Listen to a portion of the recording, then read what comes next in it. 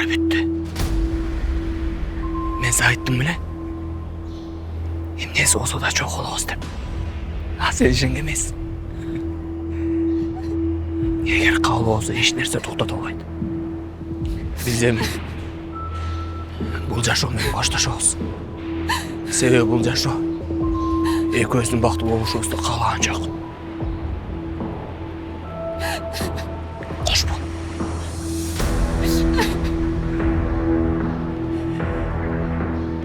Түбөлүктүү жашоого чогуу кетебиз.